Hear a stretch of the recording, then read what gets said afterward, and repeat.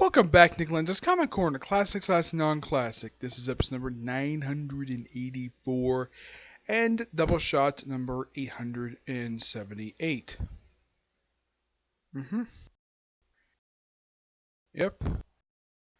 Two DC trades. First up, it is Red Hood and the Outlaws, Volume 4, Goodnight Gotham. Collecting Red Hood and the Outlaws, Volume 2 issues 19 to 25. Yep. This is pretty much the end of this era, in a way, of the Outlaws. Because starting with issue 27, the book gets retitled to Red Hood Outlaw. Yeah, it becomes a Red Hood solo book. Not Red Solo Cup, Red Hood solo book. Yep, we have one thing going on is that we have several things going on. Like, one point we have Jason Todd and Artemis on a date. Yep, they're on a date. And Bizarro is just, well... Oh yeah, and apparently Bizarro has an addiction to kryptonite. And of course, Artemis later visits Lex over this. And he says, no, I don't need to worry about it. He's perfectly fine. Yep.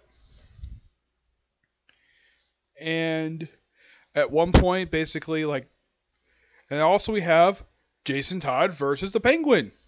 Yep. Also, he outs his identity to the Penguin. For, no reason. It's he just felt like giving his identity away to the Penguin. Yep, he told the Penguin who he really is, which I'm like, why? Yeah, in the book, there's no even the Penguin goes, really? You're giving you're telling me your secret identity? Really? That's stupid. I don't think Penguin even freaking cared. But no, he now knows the identity of at least one of the four Robins in the universe. I don't think he knows that. Well, he is. Well. They do mention his father in here, Willis Todd, who's alive. Oh yeah, he's a prisoner. He's not a very nice person. Yep, and then of course we have the apparent death of the Penguin in here. I say apparent death because it's later revealed that nope, Penguin didn't get killed by Jason Todd. He's actually alive and well. I will explain that when I talk about Hood Outlaw. The next trade when I talk about this one. Yep, and then we have, well, basically because... Well, Jason Todd sort of broke the rules, so Batman has to fight him. Yeah, this is something I call complete bullcrap on. It's and a lot of people have pointed this out over the years. Apparently, Batman is addictive, is a terrible person to people. Sometimes for absolutely no reason. At times he thinks he needs to be the only, let's just say, he thinks he needs to make the rules when it comes to superheroes in Gotham City. This has been a recurring trope for him since the 90s.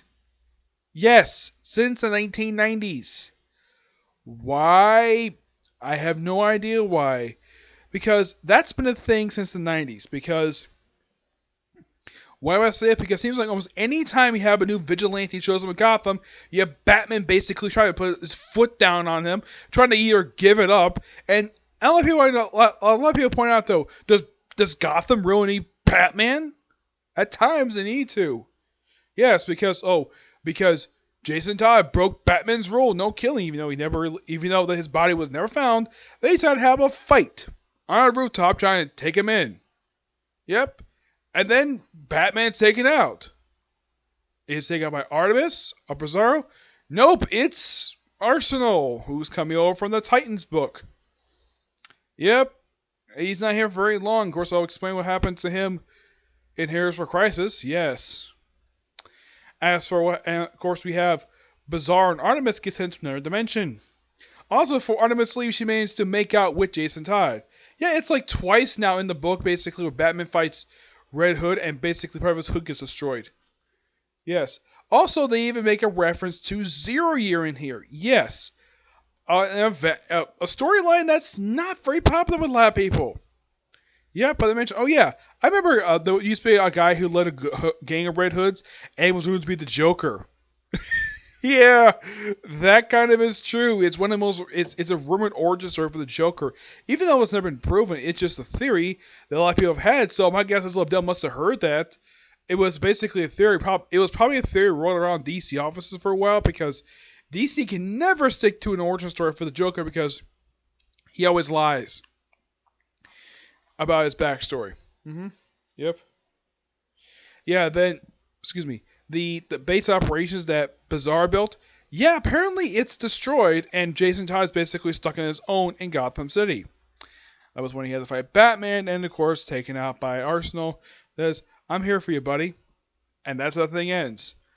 Very good set of issues, and yeah, nice way to wrap up basically, well, this era, even though it's continued as Red Hood Outlaws for 2 more issues before issue 27 is retitled to simply Red Hood Outlaw. Yeah, I don't know what was the whole purpose of this, basically get rid of Artemis and Bizarro. Yeah, especially since I'm sure a lot of people really enjoy it. The book is still good on just simply Red Hood himself. But yeah, good book. Give this book a 9.5 out of 10. Yeah, Liddell is still the writer of the book, and Dexter Soy is the artist on this particular one. With Alison Borges, Marco Torita, Trevor Harser, Ryan Wynn, Phil Hessler, and Andy Perks. The cover art here is done by Gilliam March. Also, it's also teased in here that Bizarre may have a thing for Artemis as well, but it goes nowhere. Because all she wants is his friends. It's also implied she has a thing for Jason Todd, which, well, she makes out with him, obviously, before she leaves. Yep, though the fate's never revealed until what happens in the next trade. Give this book a 9.5 out of 10. It's really good. That's the thing about this book. It is so good. And this series has never really had a bad issue. Though there's some stuff basically is really dumb. But yeah. And Liddell agrees. This is better than his original run. His last one was not that good. Alright, next up it is Suicide Squad Volume 2 Basilisk Rising. Collecting issues of Suicide Squad issue 0, 8 to 13 of Suicide Squad Volume 4, and Resurrection Man Volume 2 number 9. Let's talk about the whole Resurrection Man thing. Yeah, coming out during a period of time where like every single DC book had to be part of some big crossover, even though it was not really necessary. Yep.